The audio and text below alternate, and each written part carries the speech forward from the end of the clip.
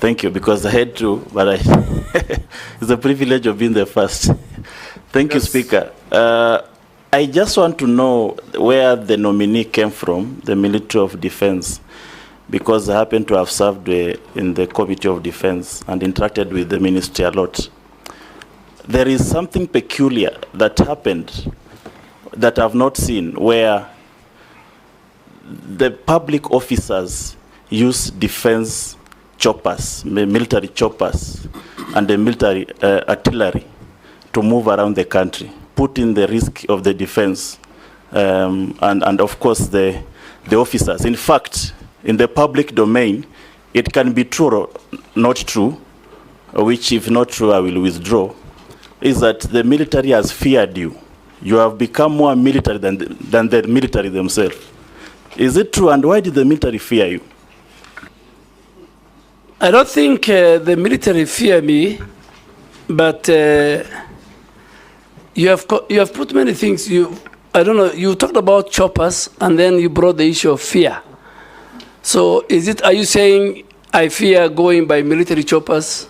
No, I said I've never seen other public officers other than the president, who is the commander-in-chief, using military choppers to move around the country, and other members of the public office who are not in the military. And also, there is a war. Are you talking of civilians? Because military officers are also public officers. Yeah, like when the deputy president, like the ministers. This is something that I've never seen for some time. So I wanted just him to clarify whether also deputy president is allowed to use military choppers, or was it misuse of power in your, because it's something that I've never seen with the previous ministers.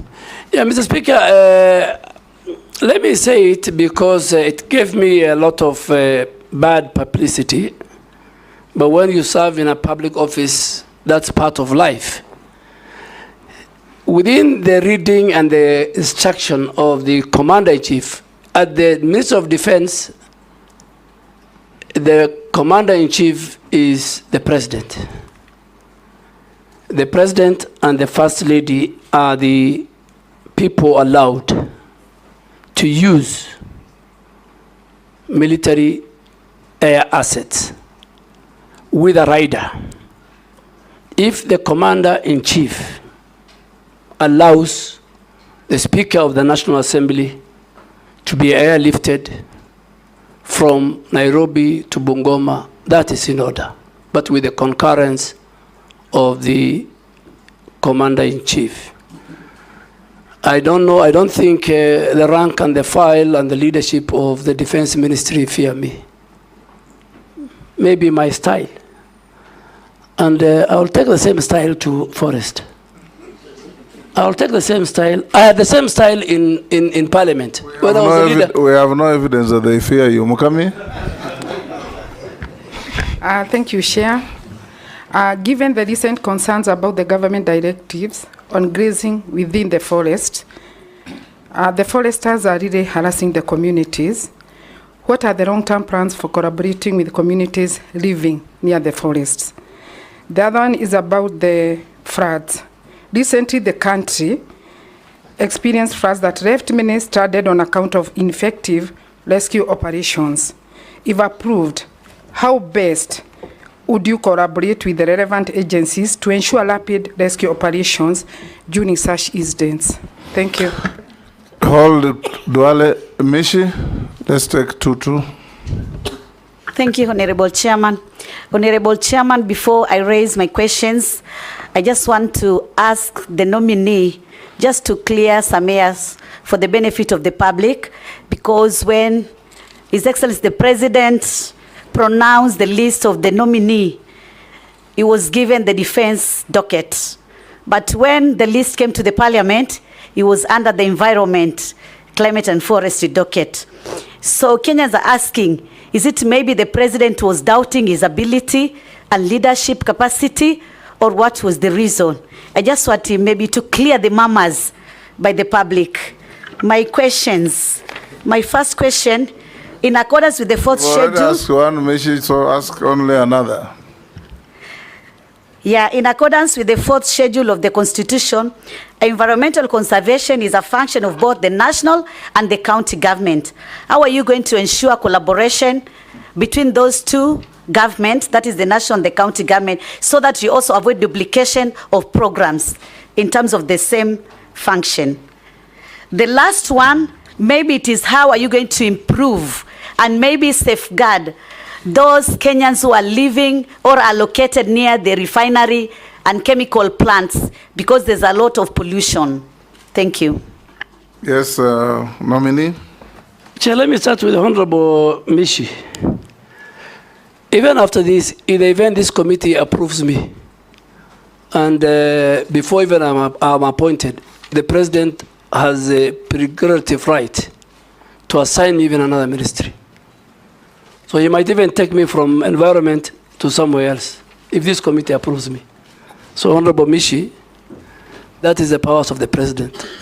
After all of us are approved, in 1 week he can reshuffle, and maybe he might even take me back to defense, or foreign affairs, or even gender, or even youth affairs and sports.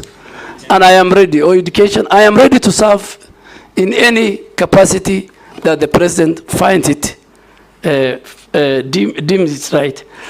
The second one, I think, is a very good question. Environmental matters is devolved under the 4th schedule. And at the county level, we have a very good relationship. We have got the county environmental committees appointed by the governors. The chair, on behalf of the governor, is the CEC for environment. The secretary is our county director of NEMA. And that's how they work together with all the other multi-agency team. But soon, if this committee appoints me, we are trying to create now, and we hope if this committee appoints me, we are going to sign a more intergovernmental environmental framework between the Ministry of Environment, Climate Change and Forestry and the Council of Governors, where I will sign and the chair of the Council of Governors will sign. On grazing, Honorable Nyokapi, this is a very, very complex issue. Honorable Mukami. Mukami, my very good friend, the women rep of Nyeri County.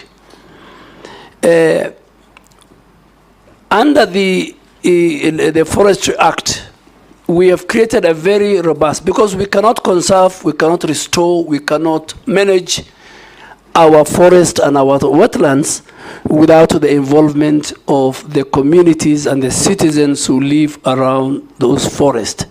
So this house, in its wisdom in lawmaking, they created something called Community Forest Association. And these community forest associations are the ones who are supposed to guide at what part of the forest do people graze? How far do they graze? Do they graze where we have doing regeneration of the forest?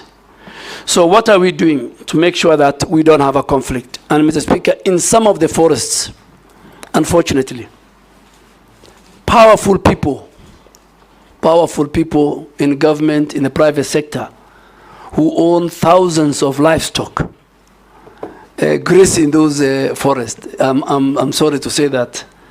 But if this house approves me and I become the minister, I want to do some key long-term plans. One, just to have to review the whole grazing management plans, how we can regulate the authorized grazing in our forest ecosystem, how we can fence off areas where we feel are very sensitive in the forest, that we don't allow our animals or our farmers to farm.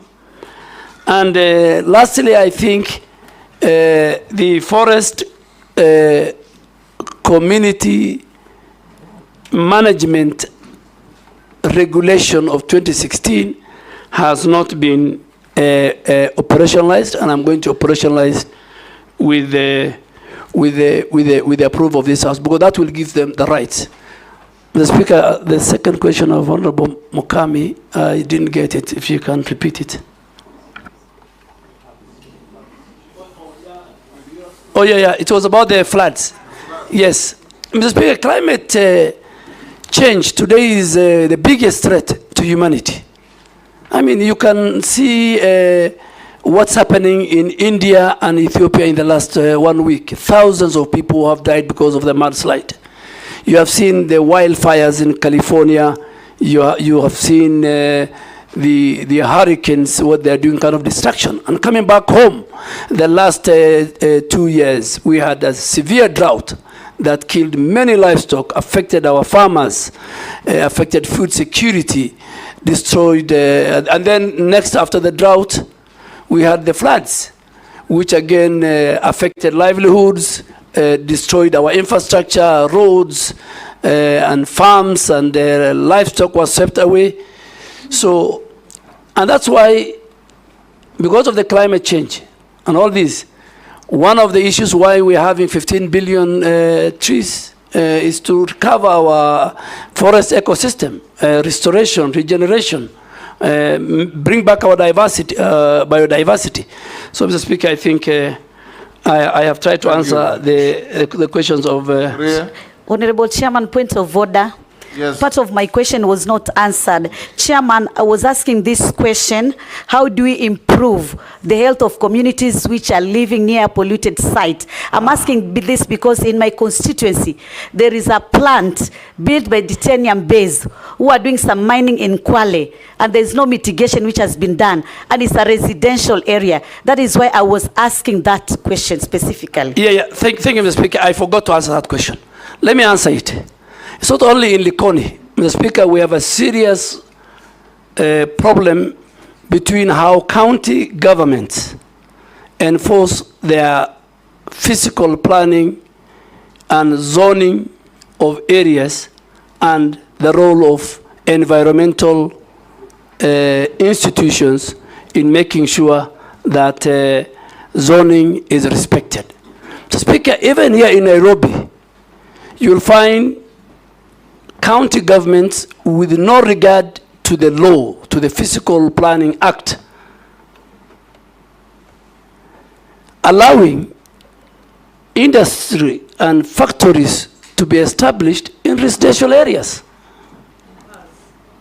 and bars and bring noise pollution. The same, you cannot have a refinery next to a residential area. The laws, the environmental laws, the Physical Planning Act, the Land Use Act, all those don't allow it. So, Mheshimiwa Mishi, this is because of corruption. And Mr. Speaker, that's why you see that skyscrapers are appearing next to each other, buildings which has no ventilation, they have no air, there's no sand, particularly in this cold weather of July. Your children will live in an apartment, they will never see the sun, they will never get the fresh air. So all this, Mr. Speaker, if I am confirmed, I want to assure this House, and governors must listen to me, and we are going to do an audit. NEMA is going to do an audit of all factories and industries which are established in residential areas, and we will revoke their licenses. There must be order. There must be respect for environment as we build our country. Sharia, you'll pass. Razo. Thank you very much, Honorable Chairman. Honorable Duale, you are the immediate former Cabinet Secretary for Defense. And defense in our country is a celebrated institution. As you move to environment, if the House confirms your nomination, what are some of the good things that you have seen in defense that you are likely to carry over? Secondly, is the issue of environment. I want to say without benefit of doubt, if the members of parliament are not used in planting trees, in conserving the environment, then that thing is bound to fail. and it will fail seriously. In northern Kenya, currently, the Northern Rangeland Trust, NGOs, are the ones that are being used for conservation, environmental support programs. But at the same time, we have left out KWS and forestry, which is a very serious omission.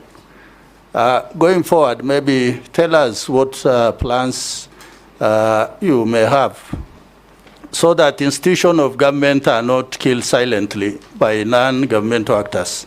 Thank you, Honorable Speaker. Thank you, Speaker. The nominee, Honorable Duale, karibu bunge tena. My question is that Kenya hosts one of the United Nations Environmental Office and Program in Nairobi at Gigiri. And the people of Kenya, especially at the grassroots level, I doubt whether they can fill this office. And it's a UN office. If approved by this August House, can you tell us how will you leverage on that status and how will Kenyans fill this office and make a difference in our nation for the betterment of our environment? Thank you. Nominee. Thank you, Mr. Speaker and honorable members. What do I carry from defense?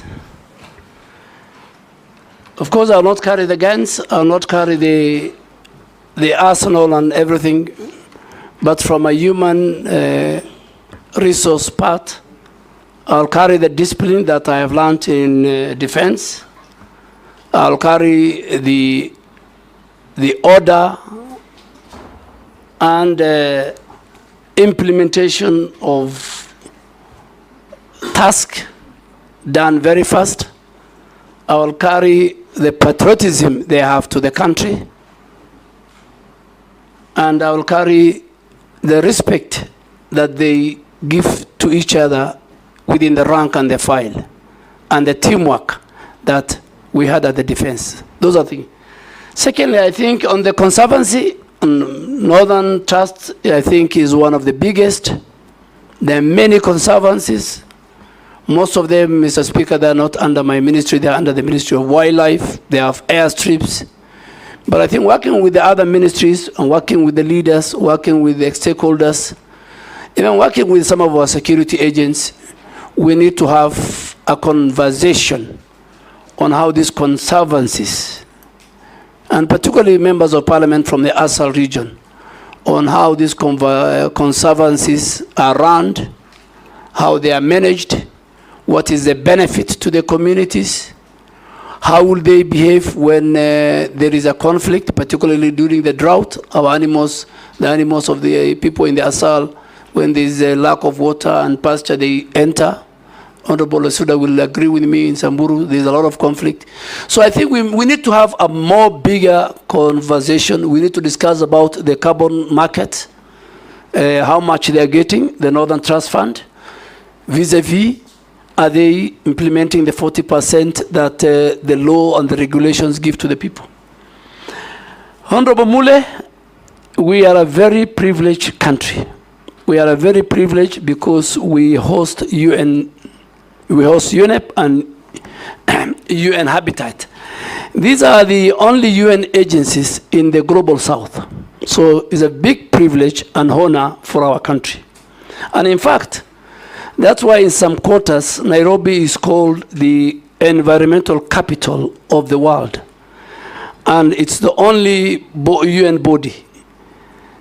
And this is where you have the expertise, the knowledge, the pool of experts, the top world experts on environment are based in Nairobi. They advise governments very, very far away from Nairobi. As Kenyans, as a minister for nominee for environment, I want to assure you that that proximity we have to this institution, it must work in our favor.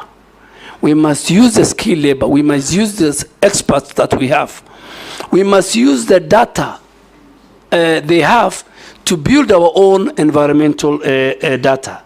We must use them to build the capacity and the skills of our staff in our country, in the midst of environment. We must do technology and skill transfer from the men and women who work. And as the focal ministry to UNEP, I want to assure this committee that I will work very, very, very closely with them, and I will work also very, very closely with the Ministry of Foreign Affairs and the two ambassadors, or the ambassador who is posted to UNEP and UN Habitat.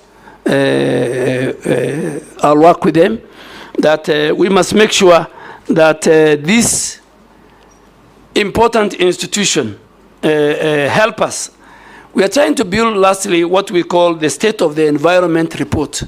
The State of the Environment Report, a very important report that will come to Parliament.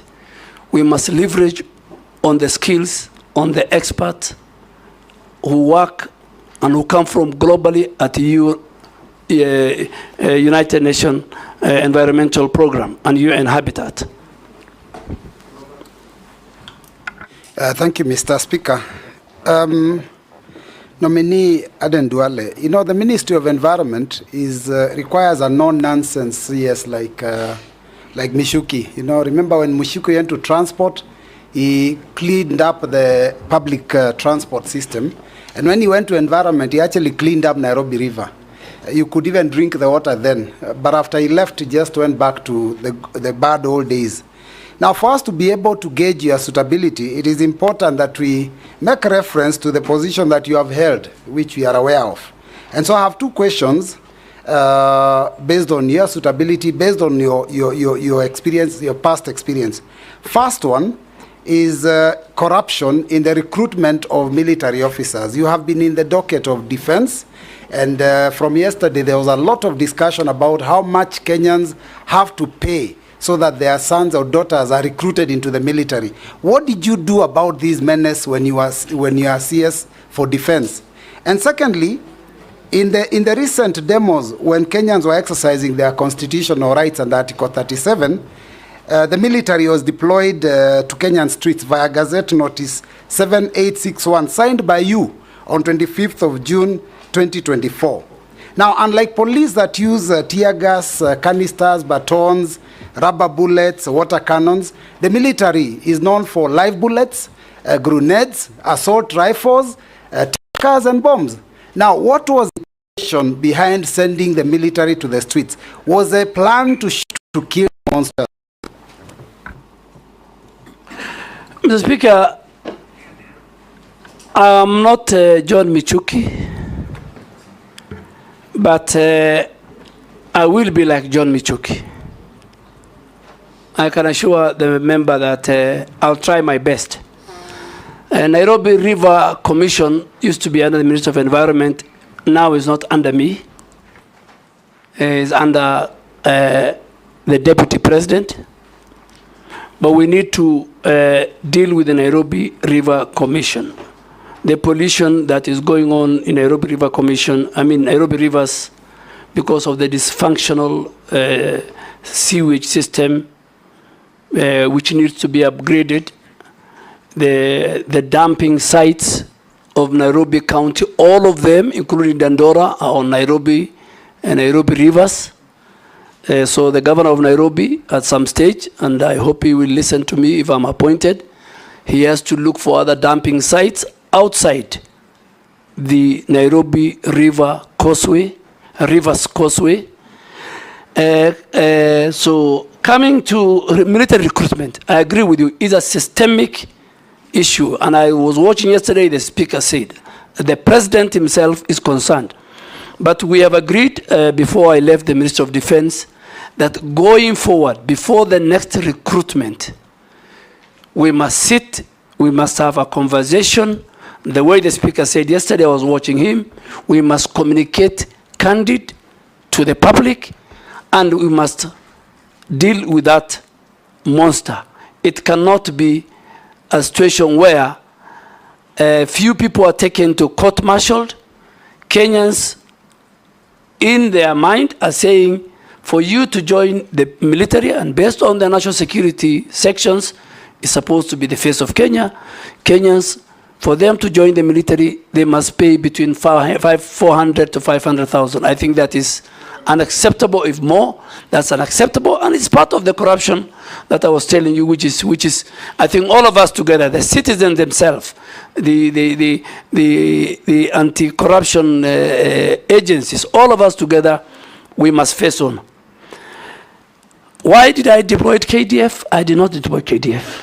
The framers of the Constitution put Article 241, 3B, and 3C in the Constitution. So Kenya Defense Forces are in the streets. They're in Boni Forest fighting Al-Shabaab. They're in North Rift making sure that we deal with the banditry. They were in Westgate during the terror attack. They were in Garissa University during the terror attack where we lost many people. So for peace, public order, public safety, where the police are overwhelmed, Article 241 3B kicks in the function of the Minister for Defense. By then, me, is once the article kicks in, then I am supposed to do certain subsidiary legislation. I gazette. And Mr. Speaker, all of us know Article 132 of the Constitution obligates the President to protect the other arms of government.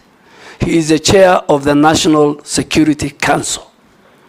That day, the Office of the Chief Justice and the Supreme Court as an institution was under threat, under attack.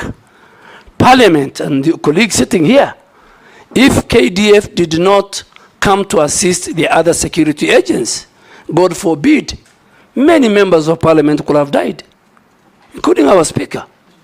Parliament could have been burnt. I will not be that irresponsible as a Minister of Defense with a provision of the Constitution. I used the law. And then the House went further the next morning, because it was going on a very long recess. They invoked Article 241 3C.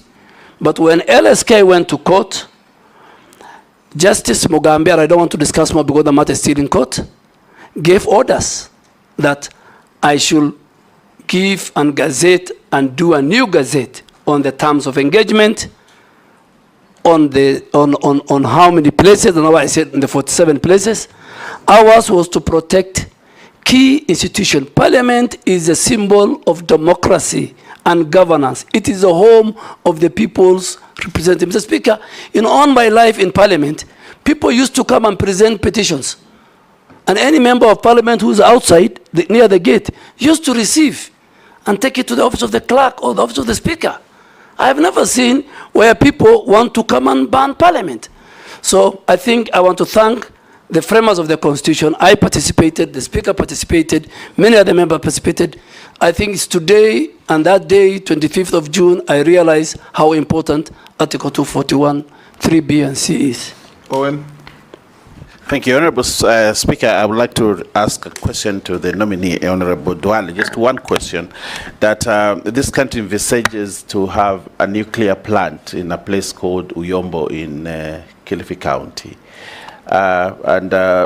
Without due regard to the environmental issues in question, like the delicate ecosystem, the people, and the environment, Honorable Duale, going forward, if you are given this opportunity, how do you intend to treat this threat to the people of Uyombo in terms of nuclear plant in their radioactivity materials and nuclear waste and the hazards that come with nuclear installations?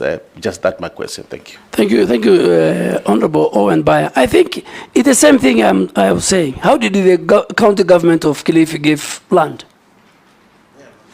So I want to assure you and this House and the people of Kilifi, if I am confirmed, it will be the first thing I'm going to do, go to that site, make sure all the environmental impact assessments are done, The people have participated, their views collected. And the Speaker, environment is very key. I said Article 70 of the Constitution says, if a citizen feels that his rights have been curtailed in an environmental matter, it says go to the court. Public participation is very important. I will be the first person. I won't wait for you to send, if I'm approved, to summon me to Parliament on Wednesday morning. I'll do it. It will be on my table. I'll deal with it. Murugara? Thank you, Mr. Speaker. Honorable Duale, there is a very bad scenario that is faced countrywide, especially as regards our riverine areas and the rivers themselves emanating from Mount Kenya, Aberdares, whereby almost a half the year now they are drying up. We are told the reasons is environmental degradation, but also climate change is blamed.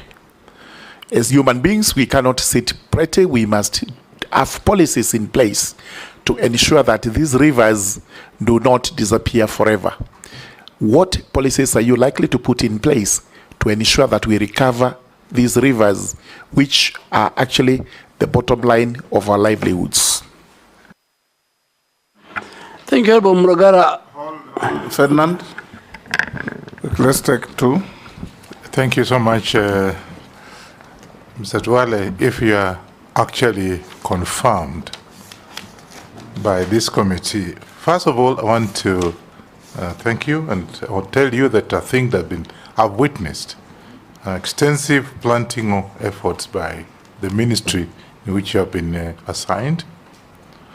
Now, to ensure that we retain that, I just want to ask you if it's possible, instead of actually interfering with the planting, what have you, in agriculture areas, is it possible, are you able to agree with me that you can now plant trees along the roads? I say this because I went to Denmark and I was surprised. The roads are all covered because we have got 6 meters from the center. And that is an area that I think we can plant trees in all these areas. Secondly, and lastly, I come from slopes of Mount Elgon. I can tell you, when I was growing up, that area, forest was very thick. And it was actually an attraction of the rains. Today, it's being cleared. So what are you going to do if you get this opportunity as a Minister for Environment? What do you want to do to save Mount Elgon? And of course, I don't know about Mount Kenya and other places. Mount Elgon, where I saw thick forests being cleared now. What are you going to do? Amini? Honorable Speaker, let me start with Honorable Murugara. Yes, even at the downstream of where I come from, Garissa, Tana River, you'll find the water level of Tana River, getting it from Aberdares, Mount Kenya, and all that, is reducing. And I agree with you. It's all about environmental degradation. And that's why these 15 billion trees will help us to restore, to regenerate our forests. Forests play a very key role in making sure that our rivers have enough water, they are safe, they're sound. But there's another element where people have put big farms, flower farms, upstream, and use the water. So the water, in fact, is reduced because of human activity, the agriculture. And I think that should be another conversation that we will need to have. Honorable Wanyonyi, yes, roads is part of the, in these 15 billion trees. We have talked to the Ministry of Transport and the Ministry of Roads that going forward, construction of roads, mainly even in the highways, the contractor is obligated to plant trees and nurture them until they grow as part of the contract. You have seen and you have gone in many of the Western world during mainly summer. You think you are driving on a highway, but both sides of the road is forested. This can be done, and we have agreed with the president and other stakeholders even before I came to environment. That should be one. And the contractors, it becomes part of their contract. Even now, we can still tell the contractors who are maintaining the roads, now we have a maintenance aspect, so that they can do it. Mount Elgon is part of why we should increase from 12.3% to 30% by 20. In all our wetlands, we have 11,000 wetlands. We have 8.8 forest cover. For us to increase, I think we will pick on Mount Elgon and all the areas which have been degraded, we will start do the restoration and afforestation programs under the 15 billion presidential program. Daud. Thank you, Mr. Speaker. I want Honorable Duale he has talked about recycling, but we have a problem with recycling that the refuse collection which is done poorly, and then it is gone and put into our forests and wetlands. What will he do if he is confirmed? Secondly, you have talked about CFAs. There are agreements of CFAs, Community Forest Associations, whereby my predecessor, long time back, Honorable David Muiraria, the late, he had introduced the shamba system, where people could go and take care of the trees in the forest, as well as do shambas, plant and take care. Because there is a problem in our forests, nominee, because there is lantana shrub. I don't know if you have heard of lantana. And that shrub, you cannot remove it. It's so expensive to remove. And the forest associations do remove it when they are planting. And I believe the Ministry of Forestry cannot remove it because the funds are not available. What would you think about that?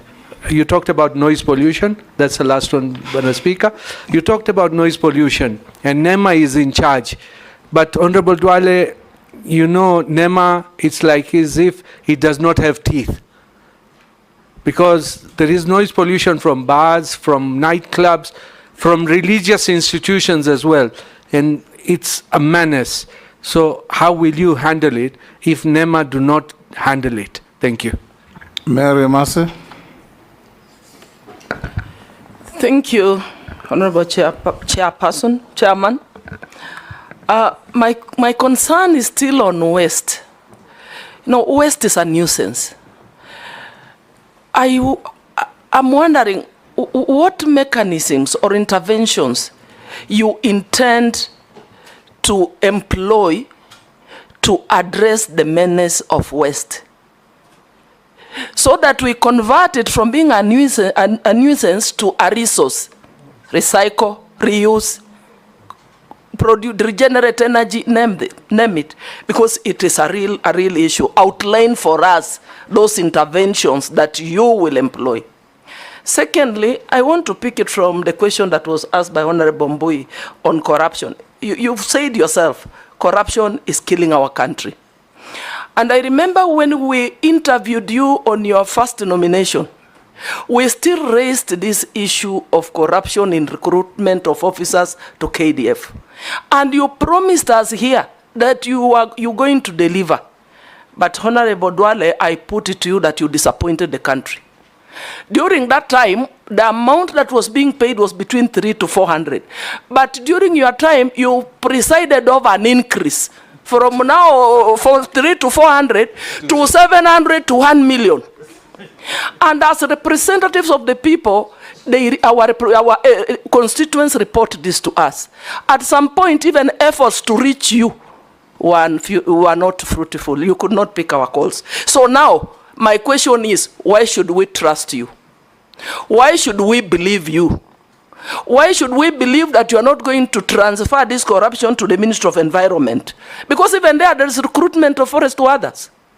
You need to assure Kenyans that you will do something when you get to the Ministry of Environment. Lastly, Honorable Chairman. You've asked two. On deforestation, Okay. there's a lot of felling of trees, even in public forests. We are saying, let us plant trees. Let us plant. But what are we doing about deforestation? Can I ask the last one that have been requested by the public? Go ahead. A member of the public has asked me to ask Honorable Duale, what is your connection with the Juja International Abattoir in Mrima in Juja? It has environmental wastage. I don't know what that means. Probably you can give your thoughts on that. Thank you. Let me start with something Mrima Juja. Maybe the people who I sell my fattened bulls take to many slaughterhouse. If they buy and take it to our slaughterhouse, that is the only relationship I have. I don't own slaughterhouse. I sell to Farmers Choice. I sell to Kenya Meat Commission. I am a very serious livestock keeper, and I do what we call feedlot. So ask that person, maybe he's looking for another Duale. Let me answer about recruitment. I refuse to pick your call and many other people's calls because of corruption. It's because of the corruption. You wanted me to employ for you people. And many members of parliament will agree with me when even they send me text.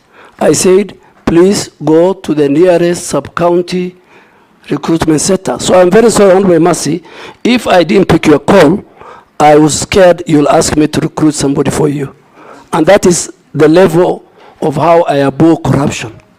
2, I think when I went, is the only recruitment that I did under my leadership. The only one. And the speaker said it's a systemic. It was Okay, inform him.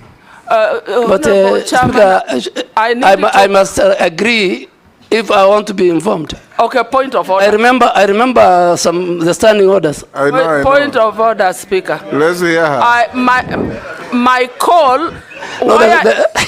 Honorable Speaker, I was calling the Honorable CS to seek clarification with respect to the concerns that were raised by my constituents, that those who were successful and had reported to the training camp were being chased away over flimsy reasons. And I think I can quote, one of my constituents was told that his testicles are not equal.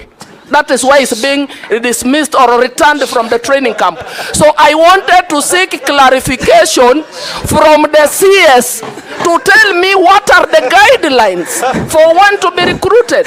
Somebody who is successful, he has already reported and is being chased away. I wanted it to secure that slot so that my constituents do not lose it as a representative of the people of Teso South. Speaker. Oh, yes, what's your point of Honestly, order? Okay, Mary. It was very sad indeed. And my constituent lost that slot because I could not get the CS to clarify. We hear you. Yes. In fact, I had to look for a chairman of a committee to call the CS on my behalf because I thought because I'm a small person, he can't pick mine. You are an He actually picked, but I was not helped. I was not helped. I am speaking on behalf of the people of Teso South. Good.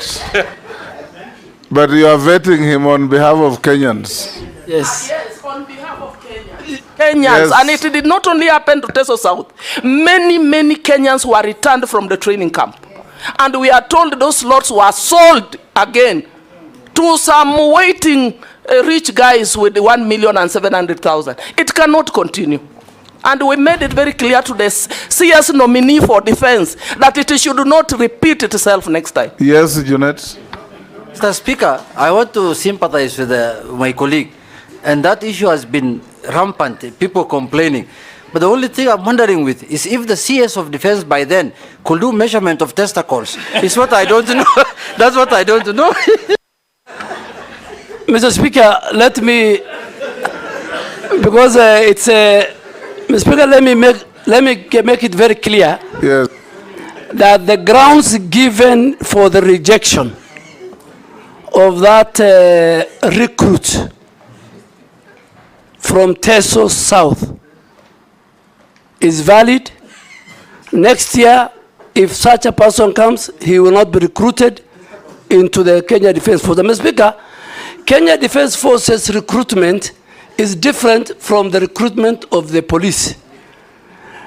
When people go are recruited at the sub-counties and they come, a very serious medical checks takes place. A number of people are sent because of medical ailments. And I think the former Vice Chief of Defense... unequal testicles ailments. Yeah, there were people... Women can know that, Chair. Mr. Speaker, I think, if you allow me to finish, there are many. The testicle that I want to go into is one of them. There are many, and the chairman of defense will agree. They measure... Point of order. Let me finish before the point of order. Mr. Speaker, there are many colleagues, there are many leaders who sent me why their person has been chased. And in 10 minutes, the leadership of KDF could give me 1, 2, 3, 4 reasons, measurements including. So I am sure the next women to assist them not only on this. So Mr. Speaker, there are certain criteria. There are many, and those who leave, they are not replaced. And I think let us not discuss, with your permission, the Kenya Defence Forces in a very negative. They have a special place in that. But the chairman of defense can call the generals in camera, and you are now talking about testicles. They will tell you something about even the teeth. They will tell you many things. And some of these things is because when you go, the training of the Kenya Defence Forces is so vigorous that you don't risk to take somebody who will die in the course of the training. So don't compare it with how the police are trained. Don't compare it with how the Kenya prisoners are trained.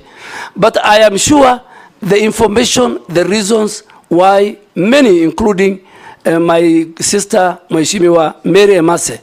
And please, going forward, if it was in camera, Mr. Speaker, I will even tell you more. But now that it's in public, I don't want to say more. What's your point of order? Point of order, Mr. Speaker. You know, the issue raised by Honorable Emase is something that is out there in the public. Many Kenyans complaining about. Sometimes they think those are flimsy reasons why they are not taken. And I could understand maybe someone has squinted eyes because of shooting and, you know, flat foot, maybe because of running. I'm really wondering why, if what work testicles would really have to do with joining the disciplined forces. So I don't think we should belabor, but you don't take it lightly that there are Kenyans who are raising concerns on the reasons why they are not taken to disciplined forces. Point of order. Yes, thank you very much, Mr. Speaker, sir. With tremendous respect to Honorable Duale, and let the army hear this, it's very important. We know the historical background of the set pieces that were given in army recruitment, including teeth. It is there to bite bullets at a certain point in time in history.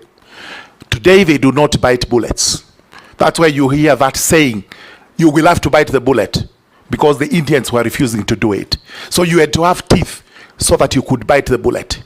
We required tall people so that they would see enemies from a distance. Today you don't have to do that, because if that was the case, the Chinese and the Japanese would have a challenge. Eventually such things became disqualified. I think the whole code needs to be revised so that we do not have human rights abuses.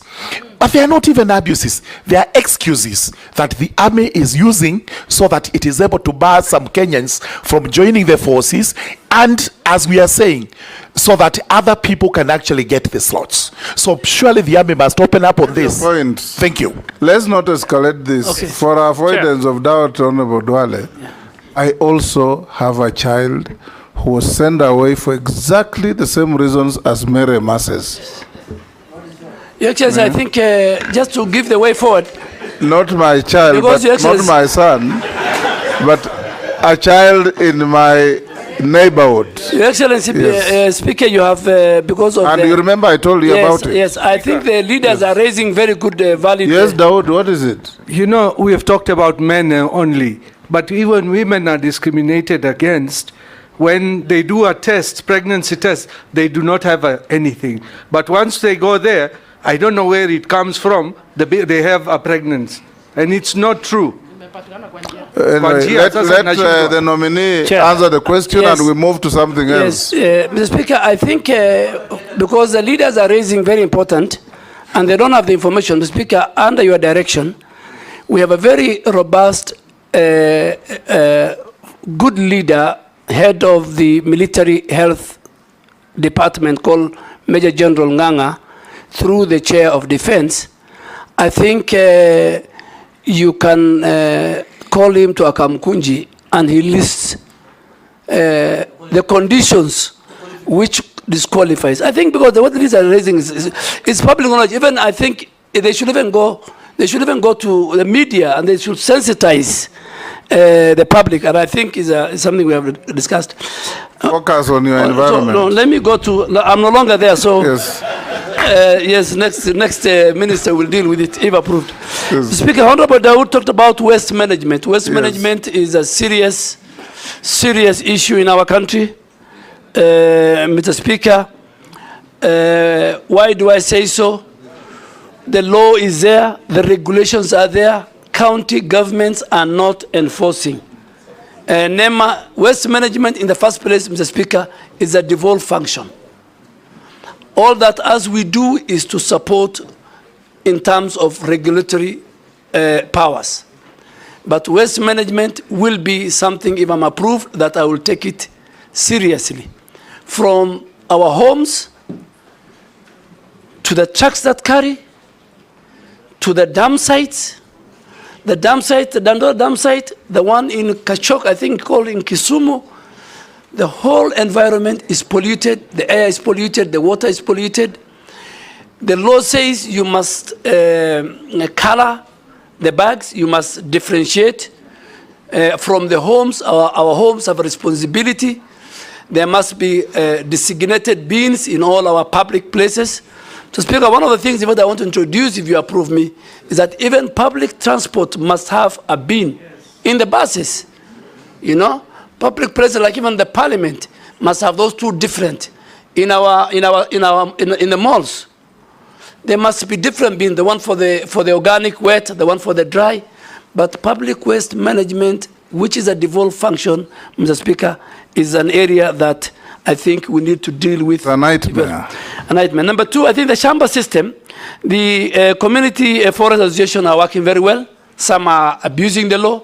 We have now put in place what we call the community forest association management plan, where they will help us which part of the forest with a proper plan they can graze, and which part of the forest they will help us and protect, and we will use. But are you aware that your predecessor announced that there will be a Shamba system, and shortly thereafter, she said it will not? That I think, I don't want to indict my Do you recall colleague. that? Yes, I recall. Yes. But Shamba system or grazing or farming in forest by communities around, under the Community Forest Association, which is in law, is about management, is about coexistence. We cannot regenerate, we cannot reforest, we cannot protect our forest if we leave the communities aside. I'll give you a very good example. Karura Forest. Karura Forest is not managed by Kenya Forest Service. Karura Forest, the way you see it, the way it's managed, is run by Community Forest Association, and they're doing a very good work.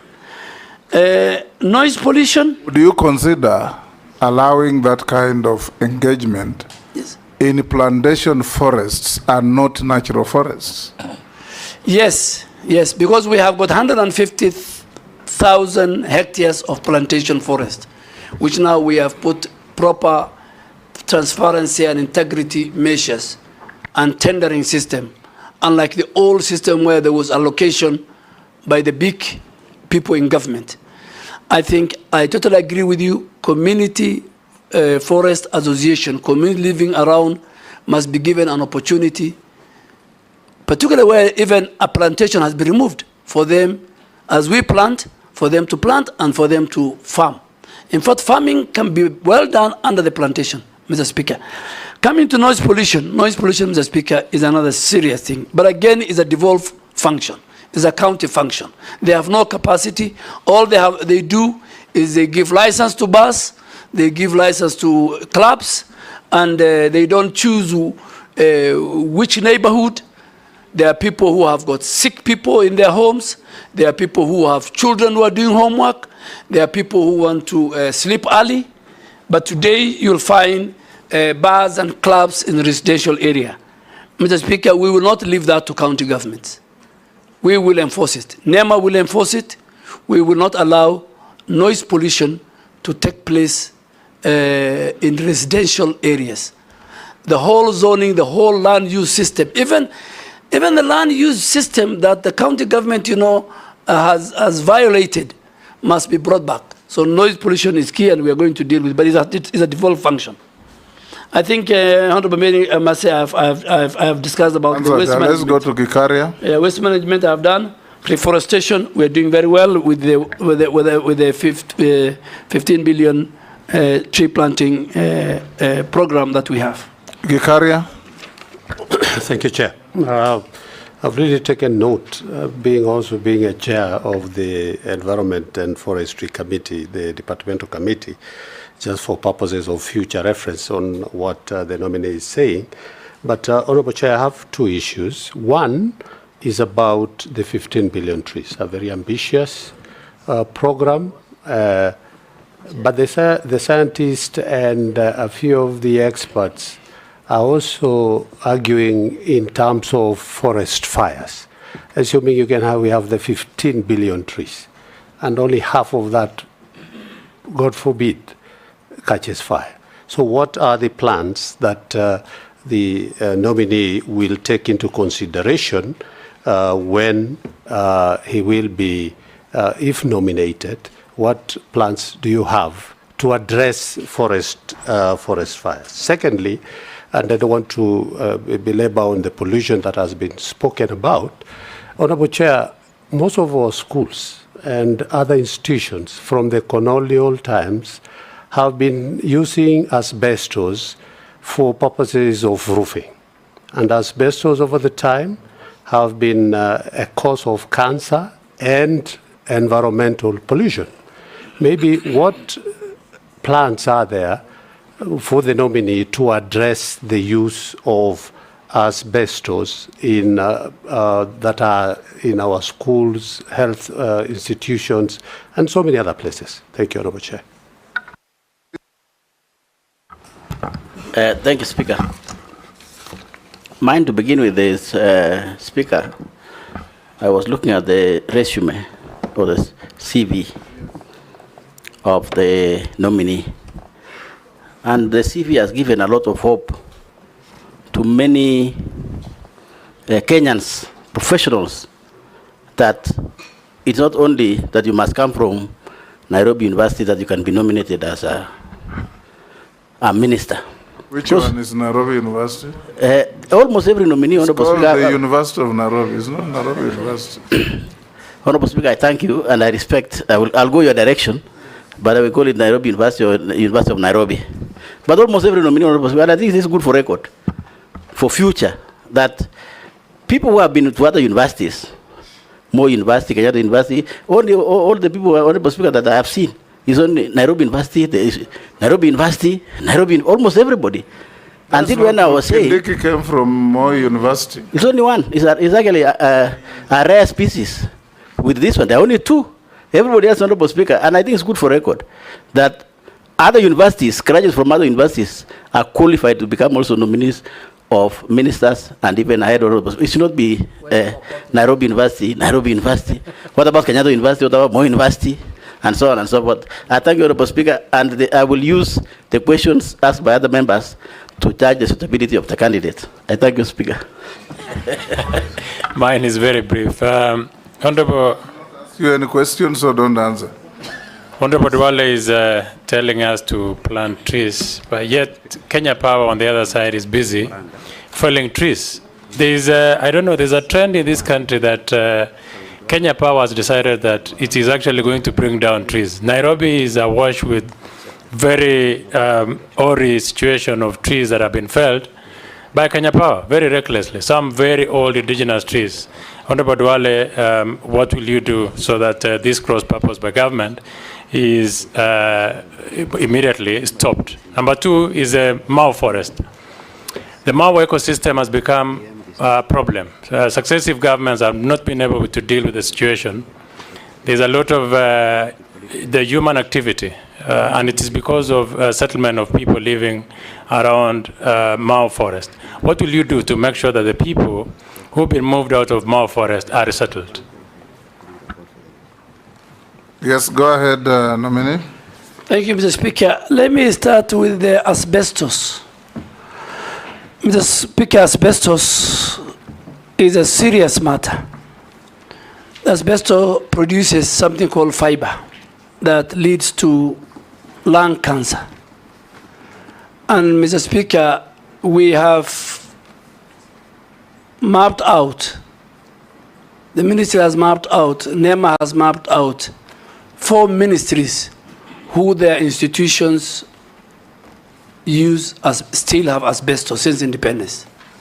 The Ministry of Defense, if you go to our barracks in Lanet and everywhere, Ministry of Interior, Ministry of Education, many schools, and Ministry of Lands and Housing. And churches. I'm just first talking for government. Yes. So Speaker, we have given, and health, we have given government entities until, if you approve me, December 2024, they must remove. And NEMA has put in place a program on how to dispose those asbestos. We expect county governments to give us land, field. Secondly, and more important, Mr. Speaker, now that we come to churches and other now individual private citizens, within the next 3 months, if this committee approves me, we will also do an audit and map the whole country where asbestos roof is still in place. It's a dangerous thing, it's a threat to our health, and it is a cause of lung cancer, Mr. Speaker. I think on the 15 billion, Honorable Gikaria, it is not over-ambitious. We have to do it, and that's why the people of Kenya, in their own wisdom, have preserved environment in the preamble of the Constitution, in articles of the Constitution, whether we like it or not, in our own homes, in our farms, in the roads. Each and every citizen must take a responsibility of planting and trees and be part and parcel of this regeneration, reforestation, tree planting, increasing our tree cover, increasing our forest cover, and be at par with our neighbor Ethiopia. Honorable Koech, I agree with you. They cut my trees. And when I went home, the Speaker, I asked, but the lines were just too thin. They should have cut only a branch. Yes. But Mr. Speaker, I think we are lacking, and we are going to introduce, if you allow me, if you approve me, I want to introduce something called urban forestry planning and urban green spaces. As we sit here, there's no even stakeholder. This Ministry of Forestry and KPLC and the people who are in the road agencies and others, there is nothing called urban forestry planning. We must plan for our green spaces in urban cities. We must plan for our trees in urban cities. Every citizen plants trees. They buy from, they have seen on the road. And then an entity called Kenya Power Lighting cannot. Speaker, I will introduce what is happening in India. In India, you can't cut a tree, even in your own homestead, before you plant another one. You need to go and get a permit. You say, I am going to cut a tree in my house, but I'm going to replace, and I have planted it, and you show evidence. Secondly, even if you have half an acre in India, you must tell the planners, the county, that 20% of my compound is for tree planting, is for forest. Nominee. And yes, so I think those we are the were with you in this parliament when we passed the Forest Act. And among the salient features was that each and every owner of land in Kenya, both private and public, must plant a minimum of 10% of that land with trees. You remember? Yes. How are you going to enforce that? Give me the job, I will implement. It's the law.